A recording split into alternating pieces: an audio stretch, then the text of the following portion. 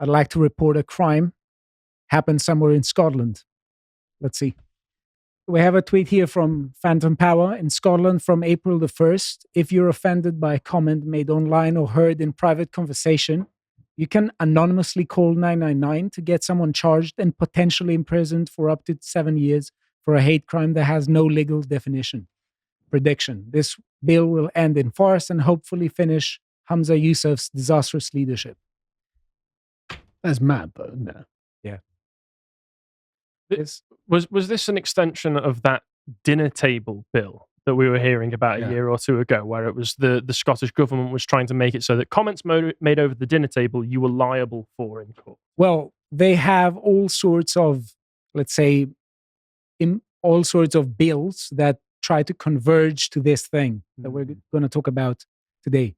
And we're going to talk about some other stuff of it. Some other dimensions, because last time Connor and you and Jess talked about the hate monster. Yeah, I'm not going to talk about the hate monster, but there's been a misgender.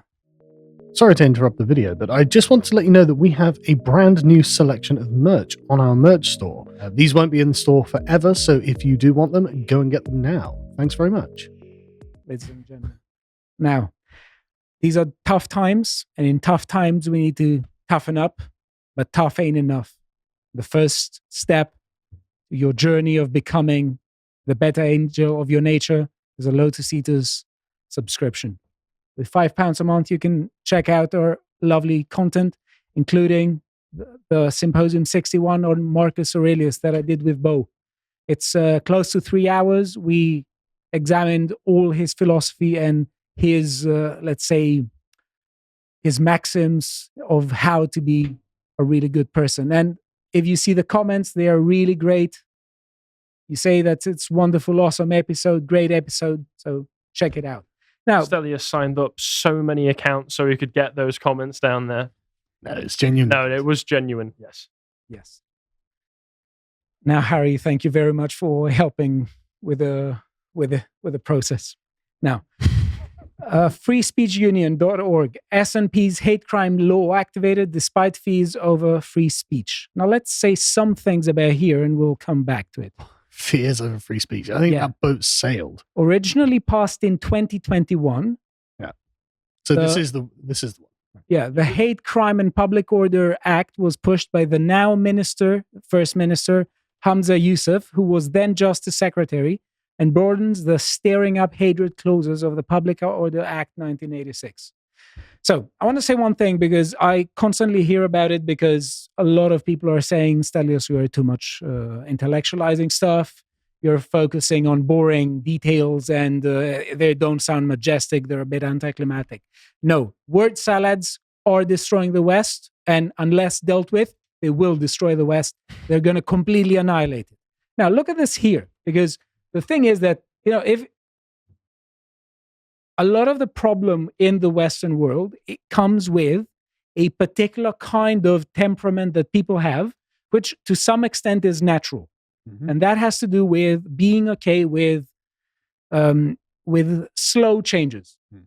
But that doesn't answer the question of where do these changes lead?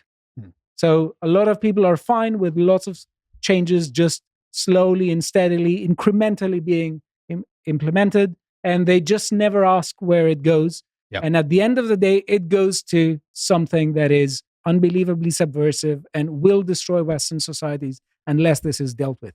Now, the point is that word salads sound completely anticlimactic. Yeah. Because what is happening is that you have a term, let's say like harm, and people start saying, well, the old definition of harm doesn't take into account a lot of my delicate sentimentalities, and I need to be represented from a state that really gets me, that really understands me, and really changes the definition of it. So what is the issue here is the changing of what counts as stirring up hatred. There's a hate epidemic in Scotland. Right.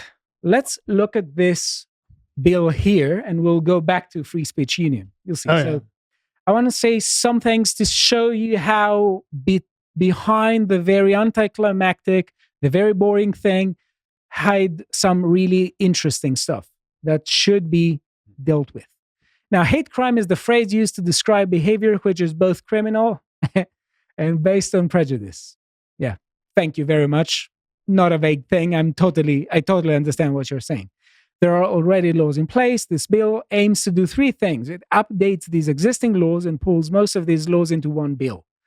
It also adds to the groups currently specifically protected by hate crime laws. And if you see there why the bill was created, you will see something that personally I don't know if I believe, because I'm much more cynical in interpreting these things. Yeah, I literally think that a lot of these people, they don't believe it. I don't know. I just kind of hate they say that crimes motivated by prejudice will be treated more seriously when we're not tolerated by society. It's like, why is a murder conducted by someone who's a racist worse than a murder conducted by someone who wanted to kill his wife's lover or something? The murder is still the same. Well, I think that according to the intersectional calculus, it's not, because it's like casting two birds with one stone. You don't only catch a murderer, but you catch a hater. Yeah, but the thing is, I think what it is, they've got this view that like they think that it's kind of like this metaphysical status that they achieve when they say there's no racism here. And if someone gets murdered, okay, that's fine, but at least the metaphysical layer of anti-racism wasn't disturbed. Yeah, right. Well, this is why if it comes down to South African genocide, they'll be cheering on the death of the Boers, because they'll go, well, at least without white people, there'll be no racism. Exactly. Well, no, it's not they'll be cheering on. They just won't be condemning it, right? Because they'll be looking, essentially, they look at it like a pure white piece of paper, and then the racism is some black ink. And, now I have to get another one. I have to clean this off. Other way around. Sure, other way around. Black piece of paper, white ink. Sure. But the point is, like, they view like the anti-racist society as kind of a pristine thing. And okay, murders are fine as long as they're not racist murders. Thefts are fine. That's all fine. But as soon as someone does a racist murder, yes, now we have to focus and get rid of that. Imagine back to anti-racist. Imagine you have a court and you try to examine, the people who are being accused, and you have two serial killers, and one question is, how diverse that one was a racist. How diverse is your pool of victims? Yeah.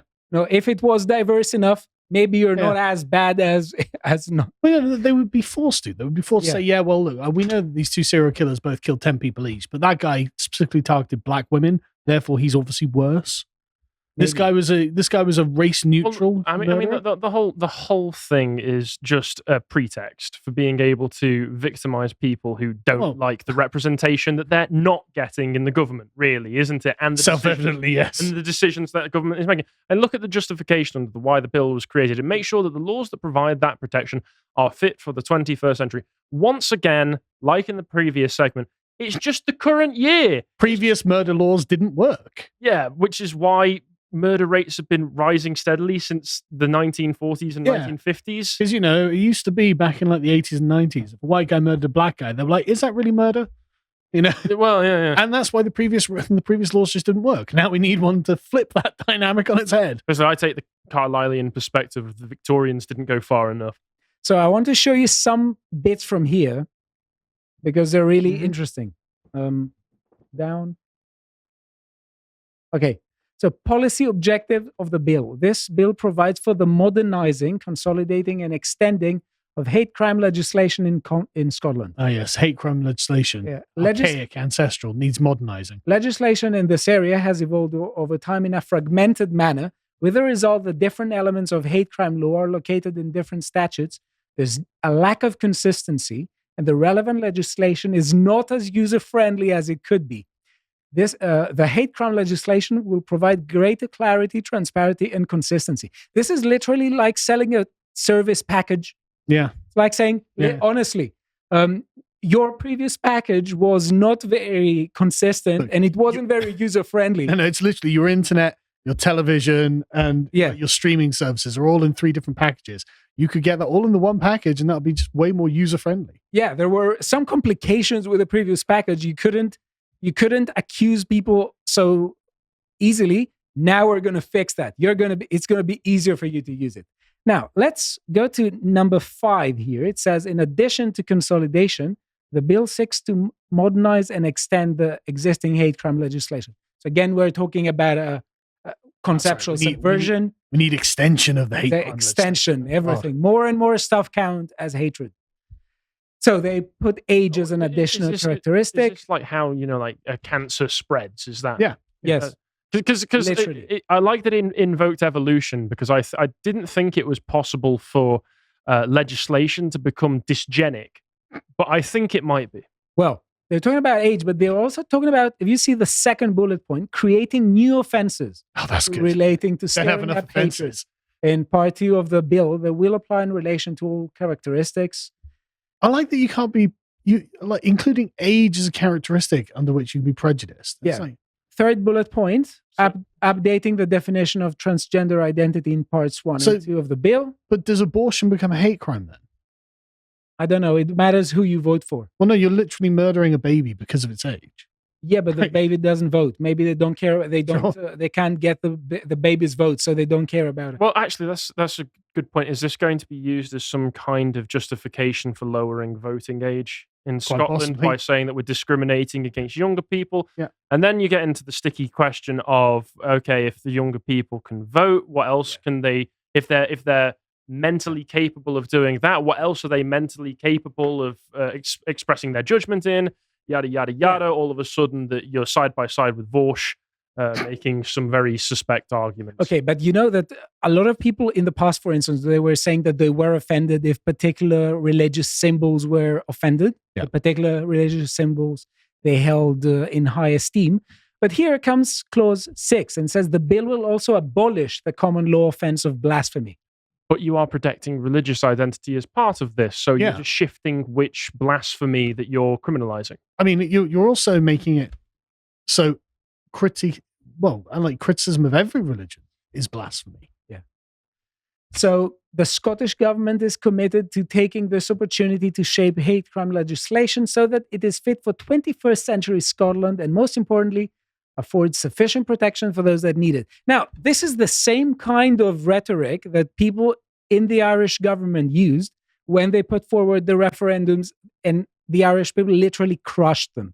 You had Justice Minister Helen McEntee saying that these values are representing the Ireland that we are right now and the Ireland that we want to become. And then 3 out of 4 Irish people voted against her. So it's really interesting to see what we refers to. Yeah. Well, that's an interesting point, isn't it? Because this is paving the way for, in the same way that you're talking about Ireland, the Scotland that they want it to become. Because looking at the demographics, 91.8% of Scottish people still identify as white Scottish or white other British. Do you know why that is?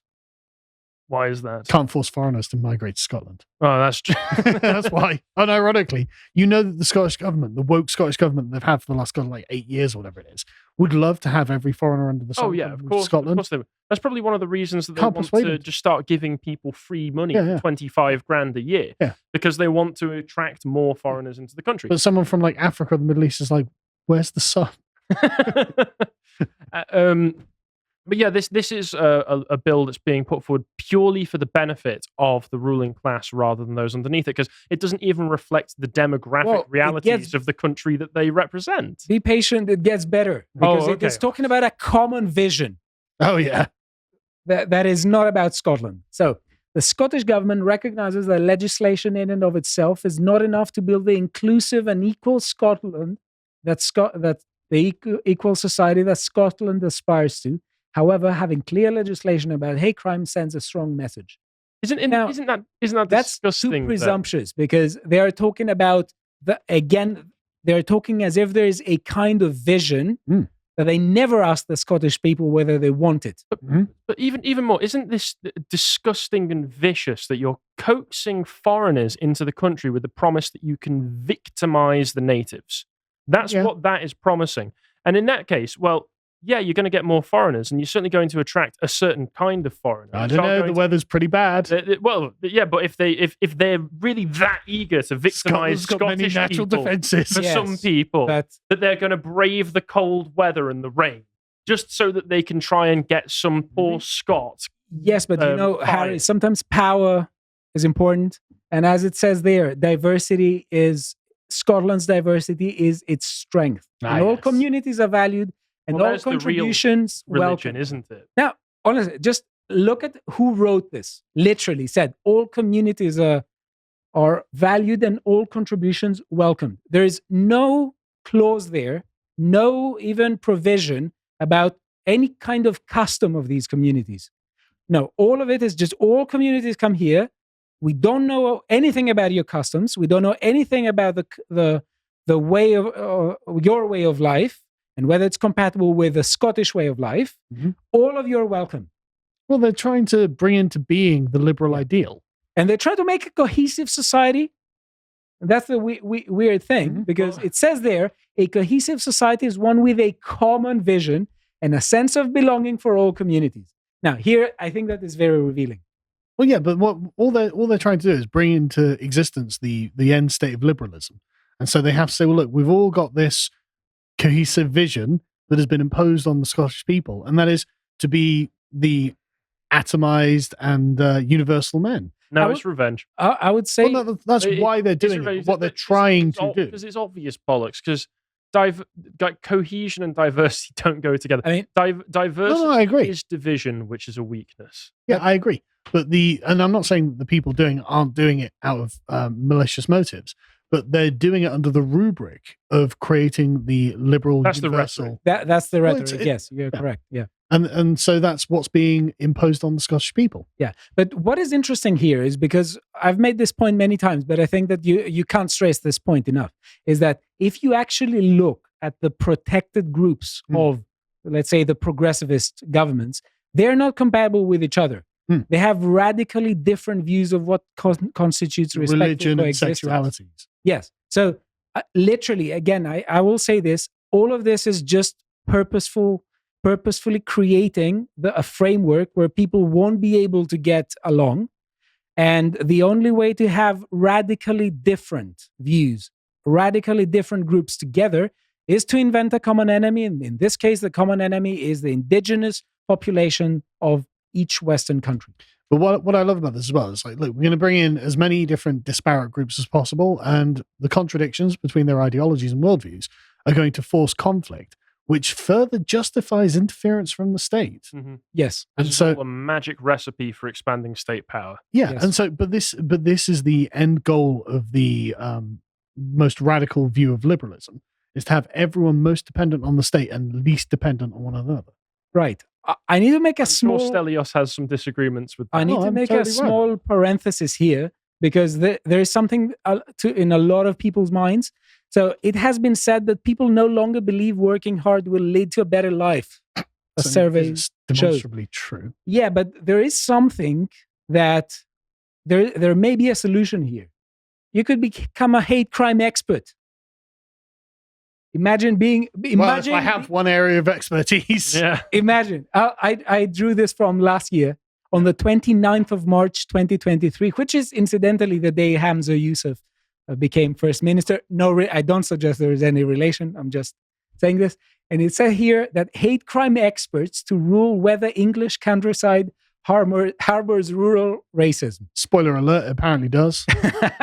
Lived realities of ethnic minorities outside of the city to be studied amid fears they experience an exclusively English environment. So this isn't just, Harry, what you said before about over the fields. It's not and just the what you said before about walking somewhere where you don't feel that the majority of the people belong to your own group. This is like literally being in a land where you don't say, it doesn't feel like home.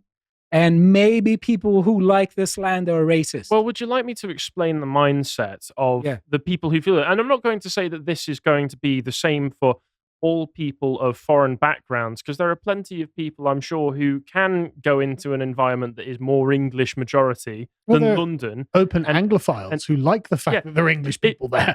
Exactly. But there's a series of essays written by James Baldwin, which are collected in his book Notes of a Native Son, where the last one in it, he describes his feelings upon traveling to Switzerland and just entering a small rural Swiss village.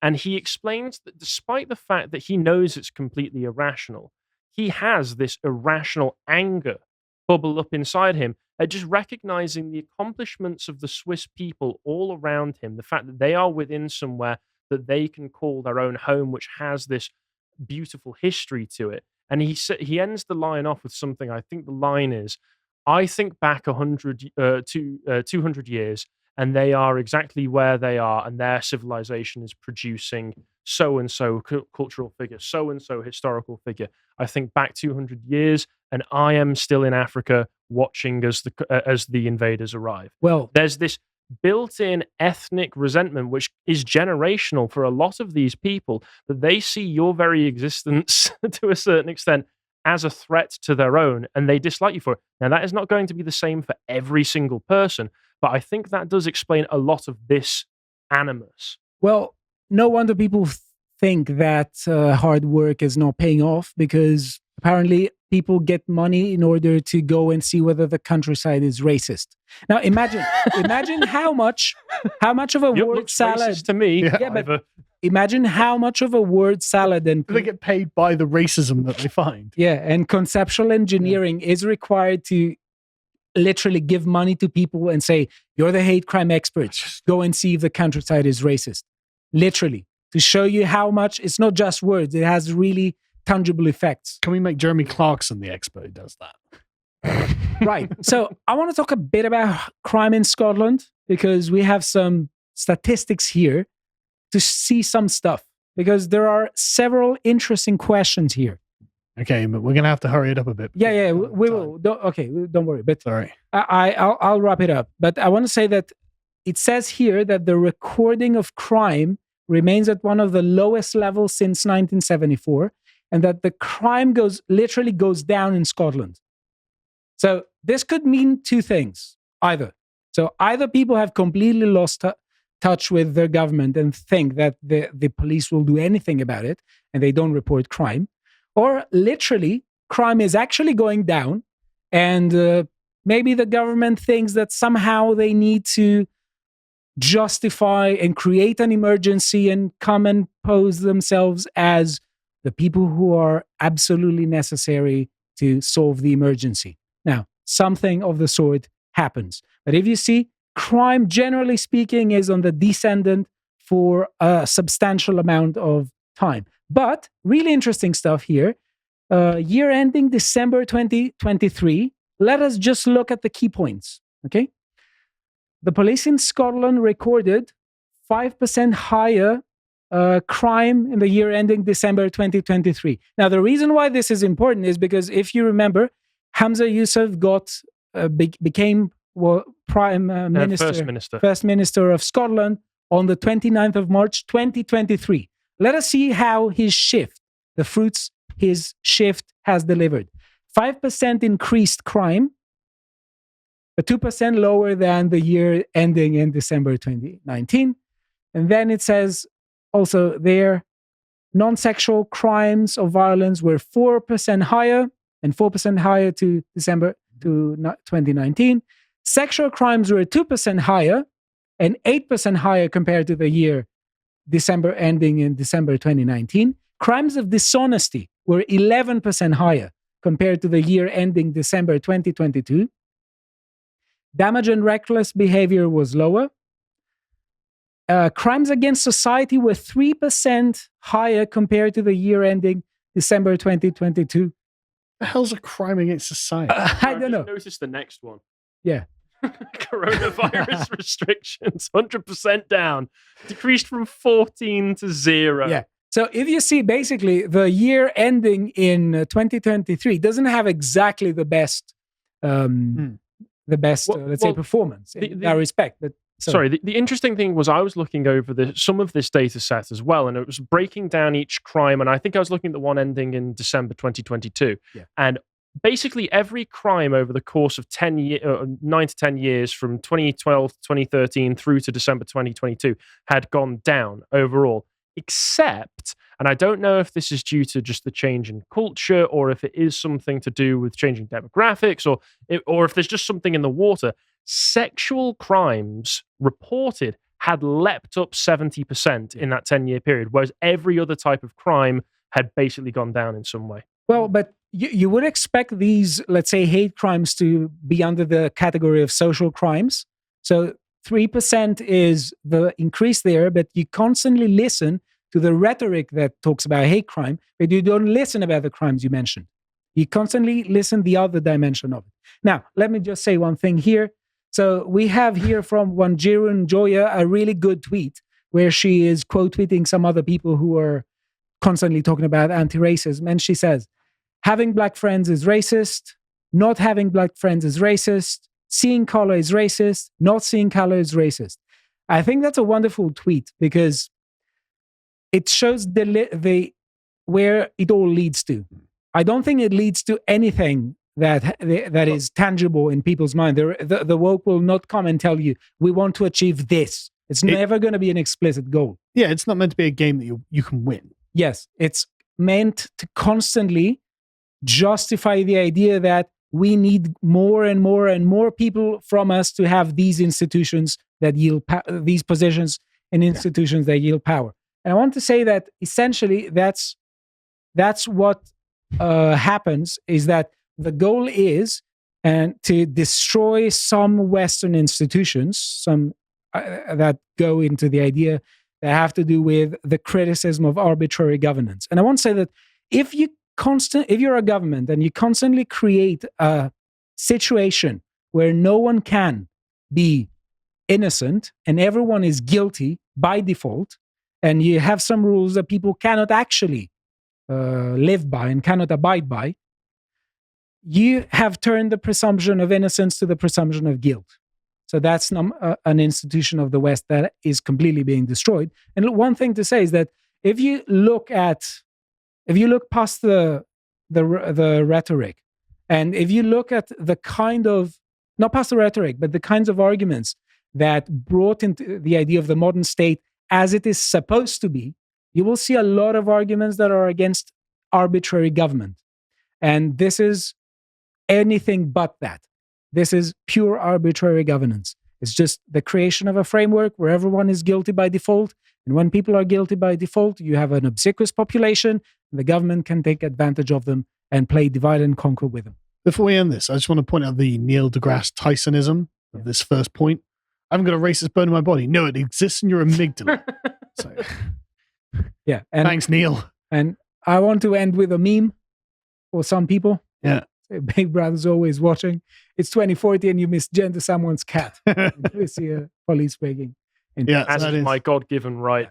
Apparently not, according to Hamza Youssef. If you appreciated that episode from the podcast of the Lotus Eaters, you can go to lotuseaters.com to get access to all the premium content that's on the site, such as the Symposium series, this episode on the Stoicism of Seneca. If you'd like to find out what else is being put out, you can follow on Twitter at lotuseaters_com on Twitter. Thank you and goodbye.